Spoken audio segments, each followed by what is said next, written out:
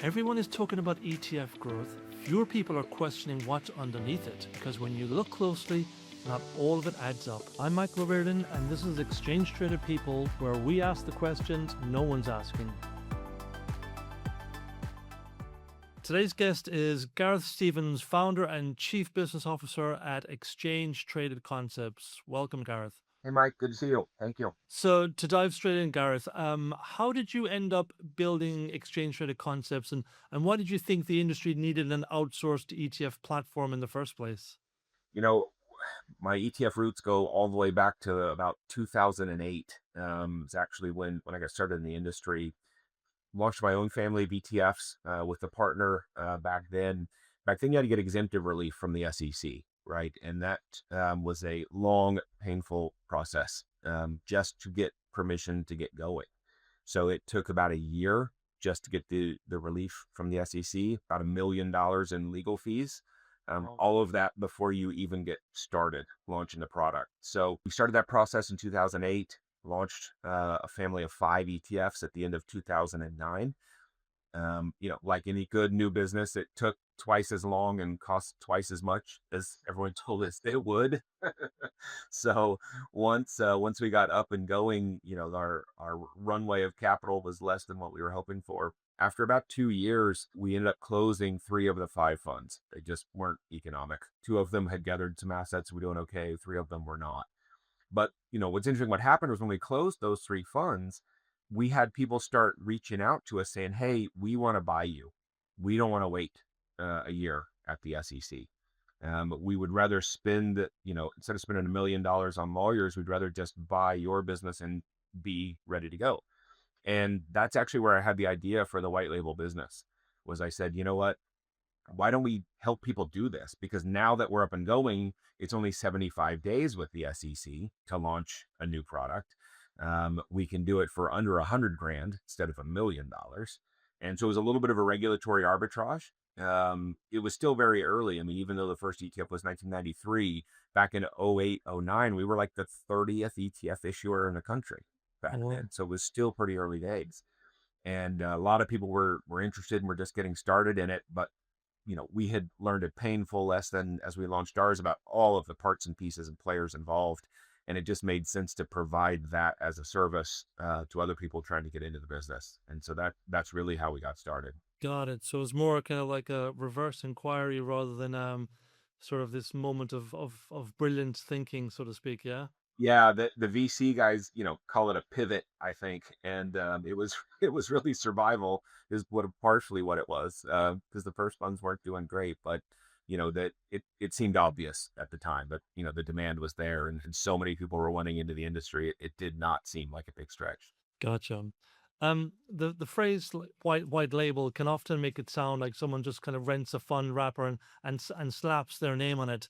What does the industry still misunderstand about white label ETF platforms?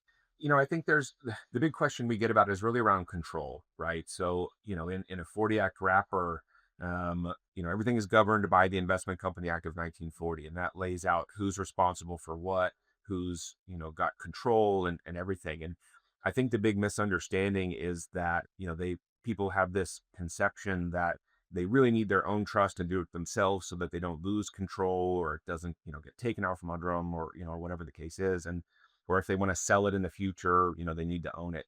None of those things are really true. So first off, we all serve at the pleasure of the board, right? Under the 40 Act, the independent board of trustees of the trust has the power to hire and fire everybody. So even us as advisor to these funds, we serve at the pleasure of the board. And if we do something untoward, the board can replace us. That it's really not the control that people think that it is necessarily, and there's a misconception about that. The other is that idea of if they want to, sell the business or do something different in the future, that they need to own the whole thing. That's also not true. Whether they own it themselves, whether we're the advisor that's on one of our series trust, if you want to sell that in the future, the process is exactly the same. You've got to proxy shareholders. You've got to do either a reorganization or hire a new advisor or sub-advisor, depending on your transaction. It's the same process either way. We actually allow for it in our contracts with clients right up front. Like joke, we have a prenup in there right up front. So if something doesn't go well, everyone knows what their options are and exactly how to go about it day one. So, the idea that these, a white label, locks you in or it prohibits you from having flexibility is really not true. I mean, we, as a firm, we can offer to provide any service that the 40 Act or the SEC allows. And so it's, really not limiting in any of those ways. Got it. So you said you started in 2008. So you've obviously seen a lot of products come and go since then. What would you say separates an ETF that launches from an ETF that actually becomes a business? Honestly, several factors. I think part of it is really honestly the motivation and the expertise behind whoever's bringing the product, right? So there are firms that bring a product to market just because they had an idea, right? And maybe it's a one person shop, in fact, and it's just somebody who says, what, I think this would be great. That doesn't mean the demand is there because you think it will be there, right? So there really needs to be some hard conversations with yourself as you go to think about this. Is it not there for a reason? Or is your twist on something that's out there really enough to make people sell and move out of something and into yours? What we're seeing now is this idea of bespoke ETFs where they're built for a very specific use case. So an advisory firm is building ETFs based on existing models that they have. They may not care about raising assets from the general public, right? It's about using it with existing clients. It's really just about um, does the product have this natural audience.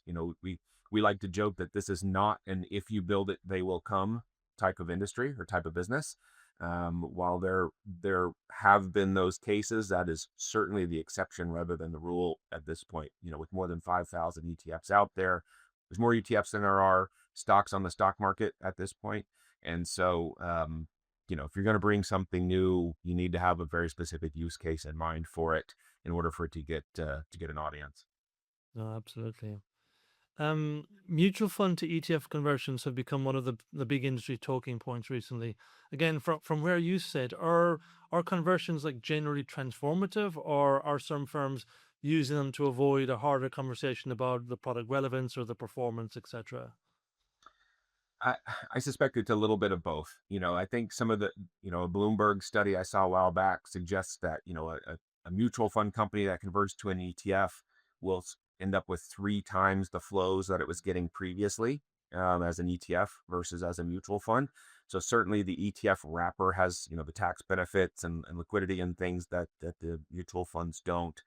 And there's definitely a draw there. So if you have a decent product as a mutual fund, it should make a good product, as an ETF, and the flows tend to show that. On the other hand, is it going to save a product that's not great, that has had underperformance, right? That underperformance carries, right? Your track record carries when you do the conversion. You don't lose that all of a sudden.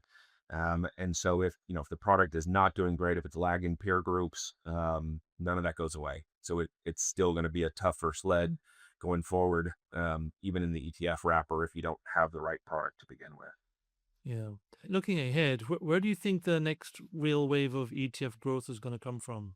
Well, you're certainly seeing this 351 conversion phenomenon out there right now. We've been a big part of that with quite a few products and have more coming in that regard.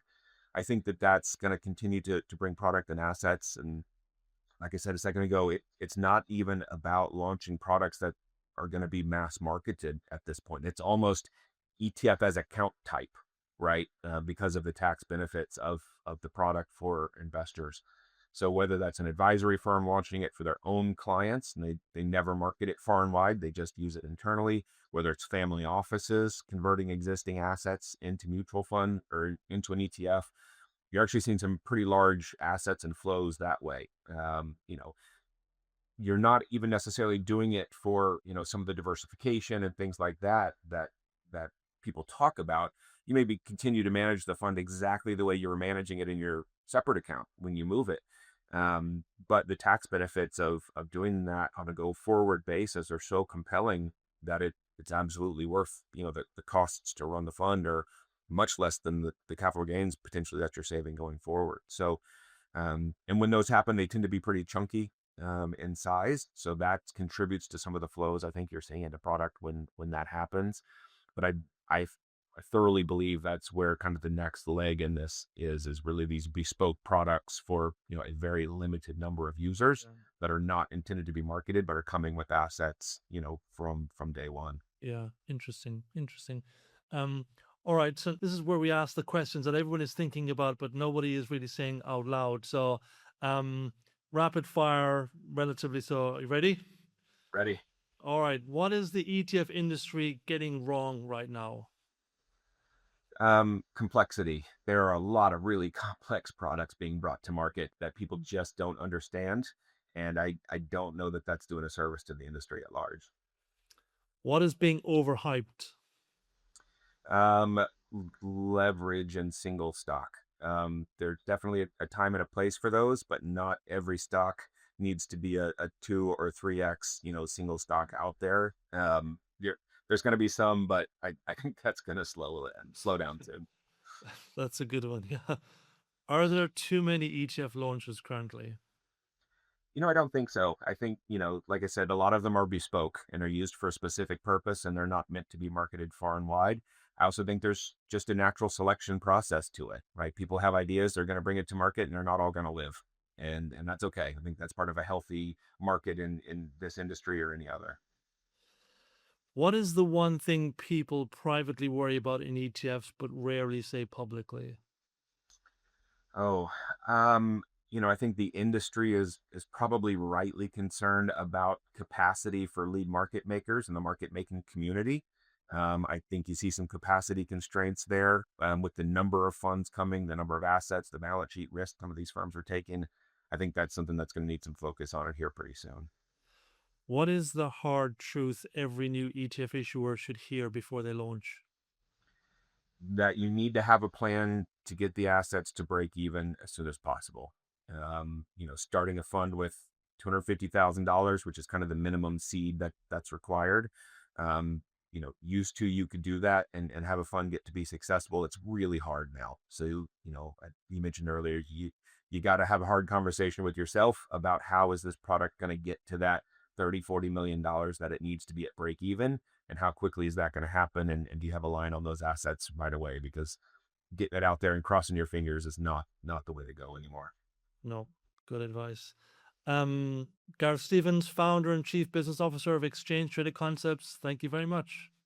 Thanks, Mike. I appreciate it.